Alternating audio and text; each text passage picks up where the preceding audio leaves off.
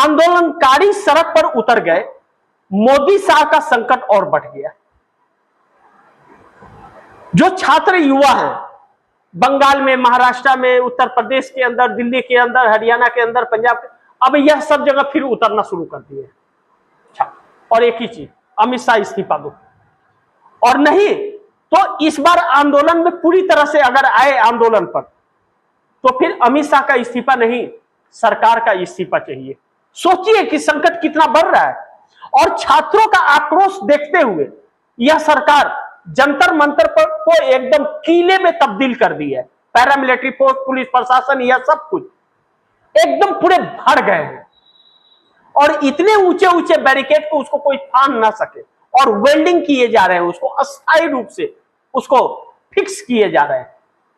इतनी डर मोदी साहब को। लेकिन सपोज देन मानिए दिल्ली में नहीं आते, या दिल्ली में बाकी जगहों पर, बाकी सड़कों पर खड़े हो जाते। आप जंतर मंतर को किला बना दिया, दिल्ली की और बाकी सड़कें, वहां भी तो आ सकते, सड़क पर ही बैठ सकते हैं, जैसे किसान सड़क पर बैठ गए। तब आप क्या करेंगे? सरकार बहुत संकट में है, उन छात्रों का सामना नहीं कर पा रही है। और इसी बीच भारतीय जनता पार्टी के अंदर की जो बगावत है, अब पीएम मोदी लगातार आपात बैठकें बुला रहे हैं।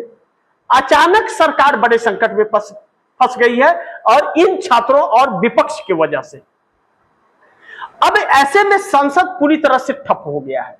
जब संसद पूरी तरह से ठप हो गया, तो इंडिया गठबंधन के 214 सांसद जो हैं और एकजुट है, जो शरद पवार एनसीपी के 8 सांसद भारतीय जनता पार्टी के साथ जाने वाले थे, शरद पवार जाके मिले थे। डीएमके के 22 सांसद साथ में जाने वाले थे। 362 सांसदों का सपना देख रही थी, delimitation, one nation one election bill, पता नहीं क्या क्या करवाना चाह रही थी। लेकिन वंदे मातरम का जो कानून लाई, उस पर जब डीएमके वालों ने फाड़ कर फेंक दिया और कहा कि हम सपोर्ट नहीं करते हैं, तब इस सरकार के होश उड़ गए कि अब वह सपना पूरा नहीं हो पाएगा। तब यह सरकार बड़े संकट में आ गई कि अब सरकार बच पाना इम्पॉसिबल है। इम्पॉसिबल यानी कि बच ही नहीं सकती, यह सरकार मान गई है। अब इसके तोड़ निकालने की कोशिश कर रही है। तो भाजपा के अंदर बगावत, भाजपा के अंदर इन दोनों को लेकर सहमति नहीं है, क्योंकि बाहर लोगों का गुस्सा भड़क रहा है, छात्रों का गुस्सा भड़क रहा है। विपक्ष पूरी तरह से एकजुट हो गया है। विपक्ष एकदम सीना तान करके कह रहा है कि अमित शाह का इस्तीफा चाहिए, मोदी को माफी मांगना पड़ेगा। छात्रों पर बर्बरता क्यों? और सरकार ने इतने झूठ बोल दिए पार्लियामेंट के अंदर और बाहर कि अब वह कुछ कर भी नहीं सकती, क्योंकि सरकार कह रही है कि पैलेट गन हमने नहीं चलाया, AK-47 नहीं चला, और वह तस्वीरें, वीडियो, सब कुछ प्रूफ है कि चला है। वह बच्चे हैं जो पैलेट गन के शिकार हुए, कानों की आवाज चली गई है, आंखों की रोशनी चली गई है, उनकी पूरे शरीर छल्ले हुए पड़े हैं। जीता जागता सबूत है। तो अब इस सरकार के साथ कौन रहेगा? भाजपा के लोग भी छोड़ रहे हैं और एनडीए के लोग भी साथ नहीं दे रहे। कोई इस सरकार को बचाने के लिए पक्ष में नहीं आ रहा है। भाजपा के लोग भी नहीं आ रहे और विपक्ष के तो इनके पीछे पड़े हैं, एनडीए गठबंधन के घटक दल नहीं आ रहे हैं। ऐसे में मोदी सरकार पर भारी पड़ गया है इंडिया गठबंधन के 214 सांसद। लेकिन सरकार की सांस अटकने लगी है। इंटेलिजेंस एजेंसियों का अजीत डोभाल, एनएसए, अमित शाह, नरेंद्र मोदी लगातार आपात बैठकें कर रहे हैं। लेकिन अजीत डोभाल को गुजरात से ले आकर के बिठाया गया है नरेंद्र मोदी के लिए, हर कोई जानता है। लेकिन बाकी जो ब्यूरोक्रेसी है, वह ब्यूरोक्रेसी तो इनके साथ नहीं है। अजीत डोभाल थोड़ी क्या नाम है की सूचनाएं लेकर के आते हैं। जो सूचनाएं दे रहा है और इकट्ठा कर रहा है, वह सरकार के साथ नहीं है।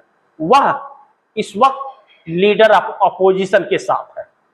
यानी कि इनकी अमित शाह की ताकत विपक्ष के पास आ गया है, क्योंकि वह हवा का रूप पहचान गए और वह कह रहे कि यह गलत कर रहे हैं और इसके लिए अब यह गलत नहीं होना चाहिए, तो वह साथ छोड़ रहे हैं इनका।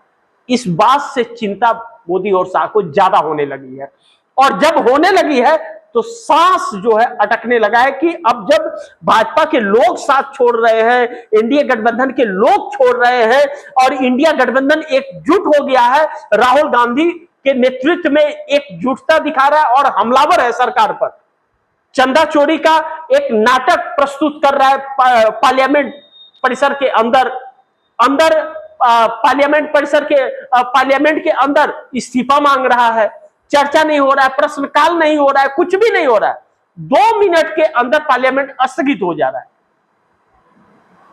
तो मोदी साहब कैसे आए और कैसे सामना करे, इतना झूठ बोल दिया है। कहते हैं ना, एक झूठ को छिपाने के लिए हजारों झूठ बोलने पड़ते हैं, तो इतना हजार लाखों झूठ बोल दिए कि अब और झूठ कुछ बचा ही नहीं है, क्योंकि उसकी सच्चाई सामने आ गई है।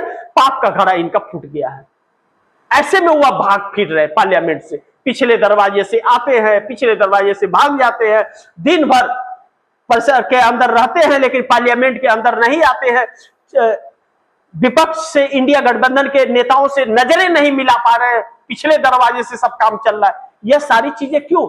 डर, जो डर देश के अंदर इन्होंने फैला रखा था, वह डर इनके अंदर अब आ गया। जब वही देश डर निकल गया, खड़ा हो गया। राहुल कहते थे जिस दिन देश डरना छोड़ देगा उस दिन यह डर के भाग जाएंगे, और आज वही चीजें हो रही हैं, जो मोदी सरकार के लिए बहुत बड़ा संकट उत्पन्न हो गया है। मोदी सरकार अब बच पाना बहुत मुश्किल है, क्योंकि छात्रों का भी अल्टीमेटम सरकार को लगातार मिल रहा है। भारतीय जनता पार्टी के अंदर लोग मोदी शाह का साथ छोड़ करके इस्तीफा देके भाजपा से जा रहे हैं। मुरली मनोहर जोशी जैसे लोग छात्रों के साथ खड़े हो गए। विपक्ष पूरी तरह से है और विपक्ष का पूरा साथ है, उसकी लड़ाई विपक्ष लड़ रहा है। यह आंदोलन खत्म नहीं हुआ, बल्कि आंदोलन नया जन्म ले लिया है, और साथ ही साथ अल्फा जेनजी सेकेंड जनरेशन वह भी इस अब आकर के सड़कों पर खड़ा हो गया है। तो इस सरकार के लिए संकट आ गया है, क्योंकि ब्यूरोक्रेसी इसके साथ नहीं है, जो इसका सबसे बड़ा हथियार था। ऐसे में मोदी सरकार की सांस अटक रही है, क्योंकि इंडिया गठबंधन के 214 सांसद भारी पड़ गए हैं और नीतीश नायडू जैसे लोग भी अब अलग तैयारी में है इनका साथ छोड़े, और यह जानते हैं कि एनडीए गठबंधन इनके साथ नहीं है।